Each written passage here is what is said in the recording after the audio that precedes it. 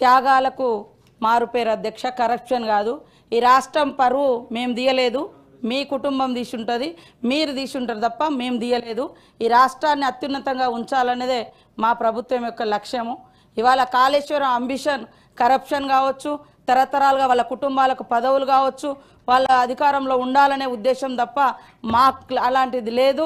అలాంటి ఏవైతే ఎలిగేషన్స్ పెట్టిరో అవి కవిత గారు వెనుకకు తీసుకోవాలని కోరుతా ఉన్నా సార్. మహిళల గురించి గొప్పగా చెప్తా ఉన్నారు. మొదటి 5 సంవత్సరాలలో కనీసం మహిళలకు మంత్రివర్గంలో పదవులే ఇవ్వలేదు. అభయాస్తం కష్టపడి మహిళలు 500 జమ చేసుకున్న 1800 కోట్లు కూడా మీ ప్రభుత్వం వచ్చినాక అవి మొత్తం వాడుకొని వాళ్ళను ఎగ్గొట్టినటువంటి పరిస్థితి. పావుల వడ్డీ కూడా మీరు ఇవ్వలేదు, ఎగ్గొట్టిపోయారు.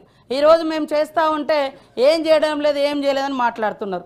అదేవిధంగా ఇరిగేషన్కు తగ్గించారు అంటున్నారు. నీళ్లు మొత్తం మీరున్నప్పుడే కాలువలై పారుతున్నాయని అన్నారు. ఇంకా ఇరిగేషన్ ఎక్కడ మొత్తం మీరు కట్టినాం, మేము కాలువలలో నీళ్ళు ఇచ్చినాం, ఇప్పుడు కన్నీళ్లు గారుస్తున్నారు అనడం ఎంతవరకు తప్పు, ఎంతవరకు కరెక్టు? మీరు అన్నారు కదా మొత్తం కాలువలలో నీళ్లు మీరు దవ్వుతాయి, కాలువలు దవ్వుతాయి, మేమేమన్నా మూసేసినామా సార్? కాలువలు ఏమన్నా మూసేసినామా? అట్లనే కరప్షన్ అంటున్నారు. కరప్షన్ మీ డిఎన్ఏలో ఉంది, మీ పార్టీలో ఉంది. మీరు ఇష్టానుసారంగా ఎస్టిమేషన్స్ పెంచి మీరు దోసుకొని తిన్నారు, మేము కాదు. అదేవిధంగా నోటిఫికేషన్ల గురించి మీరు ఇచ్చిన నోటిఫికేషన్లు ఎవరు అడ్డుకున్నారు సార్ ఉద్యోగాలు ఇవ్వకుండా? మరి ఇప్పుడు ఎట్లా అవుతున్నాయి? ఇవాళ 59,000 ఉద్యోగాలు ఇచ్చినటువంటి వాస్తవాన్ని కూడా మీరు గుర్తించలేకపోతున్నారు. ఇవాళ కారుణ్య నియామకాలంటే చనిపోయిన వాళ్ళ గురించి కనీసం మీరు పట్టించుకోలేదని నిన్న మాట్లాడండి సీఎం గారు. 7-8 సంవత్సరాల నుంచి పెండింగ్లో ఉంది. మేము ఆశలను పిలిచి ఆశా వర్కర్లను ఎట్లా కొట్టిర్రు, ఎట్లా సూదులతో కూర్చుతారన్నారు, ఇవన్నీ ఎట్లా మాట్లాడిరు? కాబట్టి అవును మీరు అన్నీ చేస్తే మరి మిమ్మల్ని అందరూ అక్కడ ఎందుకు కూర్చోబెట్టిర్రు? ఇవాళ 1% తోటే అంటున్నారు. మీరు అధికారంలోకి వచ్చినప్పుడు 63 సీట్లు వచ్చినాయి. మీరు అధికారంలోకి వచ్చేటప్పుడు 63 సీట్లతో వచ్చారు. ఇప్పుడు మేము 65 సీట్లతో ఉన్నాం. ఇంకా మీరు వస్తేనేమో గొప్పగా అధికారంలోకి వచ్చినట్టు, మేము వస్తేనేమో తక్కువతో అధికారంలోకి వచ్చినట్టు ఎట్లయితే సార్? అధికారం అనేది అధికారమే. సీట్లు ఇచ్చిర్రు అదే అంటున్న వాళ్ళు ఎంతసేపు మేము గొప్పోళ్ళం. అరే 10 ఏళ్ళల్లో మీరు 10 ఏళ్ళల్లో ఎన్ని ఇళ్ళు ఇచ్చిర్రు?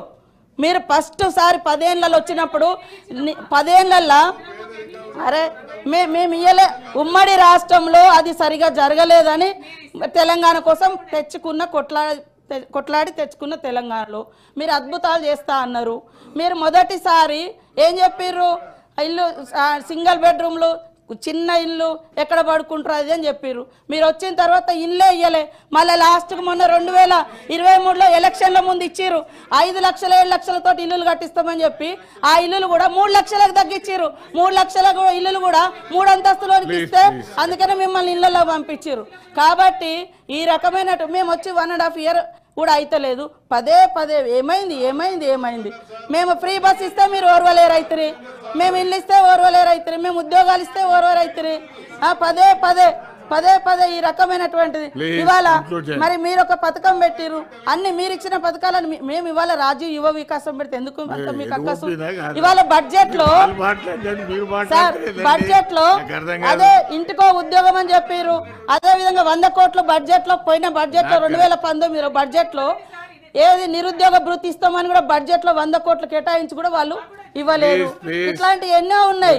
కాబట్టి కరప్షన్ లేదా రాష్ట్రం పరువు మేము తీయలే, వాళ్ళ పార్టీ వాళ్ళు తీసిరు. అందుకనే ప్రజలు అర్థం చేసుకున్నారు, ఆ రకంగా చేసారు. కాబట్టి ఇలాంటి తప్పుడు ప్రచారం, తప్పుడు మాటలతోటి సంకల్ గుద్దుకోవడం మంచిది కాదని చెప్తున్నా. ఉన్న వాస్తవాలు మాట్లాడి అప్పులు కూడా FRBM ప్రకారం 4.5 లక్షలు పైగా తెచ్చిర్రు. మిగతా కార్పొరేషన్ లోన్స్ ఉన్నాయని మేము స్పష్టంగా చెప్తున్నాం. కార్పొరేషన్ లోన్స్ కూడా తెచ్చిర్రు, అవన్నీ కూడా బయట పెడతాం. అప్పుడు మీరు ఒప్పుకోండి. మరి మీ హయాంలో 7 లక్షల కోట్ల అప్పు అయిందా కాలేదో మేము చూపిస్తాం. సీఎం గారు బరాబర్ చెప్పిండు అప్పులకు అప్పులు వడ్డీలు కడుతున్నామని. అయినా కూడా అదే రకంగా మాట్లాడు. ఈ రాష్ట్రం పరువు మేము తీయలేదు, ఆడోళ్ళ పరువు అసలే తీయలేదు, మేము తీయలేదు sir. Mallanna garu latest news Telugu మరియు ఇంగ్లీష్ అప్డేట్స్ కోసం ఇప్పుడే క్యూన్యూస్ అఫీషియల్ యాప్ ని ప్లే స్టోర్ నుండి డౌన్లోడ్ చేసుకోండి. సరికొత్త సమాచారాల కోసం క్యూన్యూస్ వెబ్సైట్ ని ఫాలో అవ్వండి. ఛానల్లో ప్రాంతీయ, జాతీయ, అంతర్జాతీయ వార్తలు వీక్షించండి. లైక్ చేయండి.